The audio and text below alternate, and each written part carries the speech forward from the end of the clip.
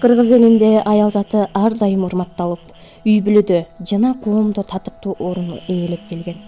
Аларга эне, жубай катары ар дайым аяр мамиле жасалып, сый-урмат көргөзүлгөн.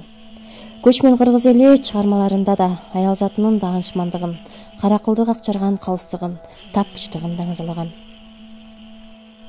Дал ушундай сапаттарга ээ болгон Кыргыздын чыгаан кыздары менен тааныштырабыз.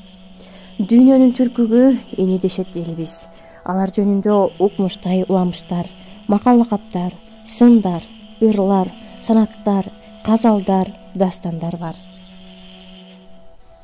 Байыркы Эне Сай доорунда элибизден Муңайбас, Айнуру, Кызалма деген баатыр, акылман аялдар чыккан.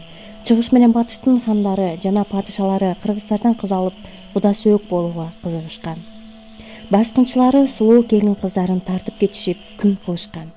Эне Сайда эки кылымдай ордону бийлеген түрк кагандары кыргыз кыздарын аялдыкка алышкан.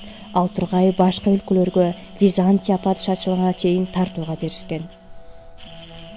Кыргыз тарыхында Каныкейдей акылдуулар, Айчүрөктөй сулуулар, Жаңыл Мырзадай, Кыз Сайкалдай айбаттуу баатырлар болгон.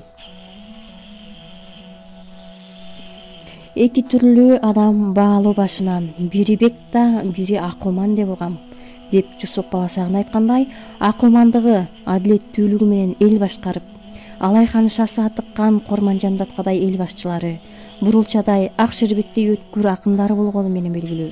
Айрыкча 20-кылымда кыргыздардын ичинде нечендеген эмгек баатырлары, эл артисттери, депутаттары, коомдук ишмерлери, акындары, жазуучулары, ырчылары чыккан.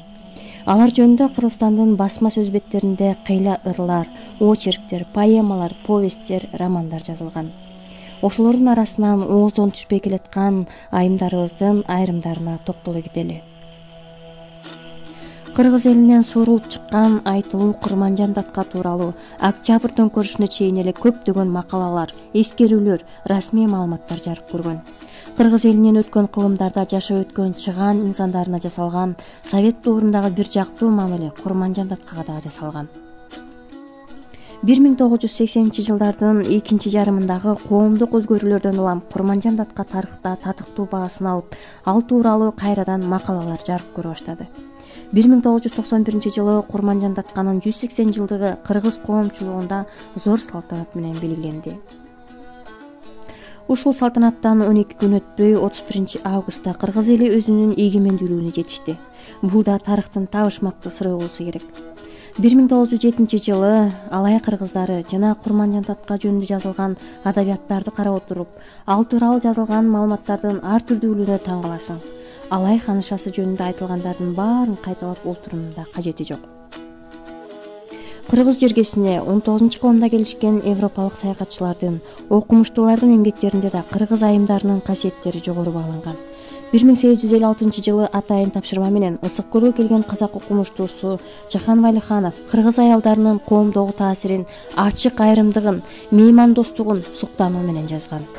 Ала тоодой Алп манасты жөлөп тайган, шер тукуму Семетейди барктап аяган. Каныкейдей, Айчүрөктөй энелерибиз жары болгон баатырларды сүйүп баалаган.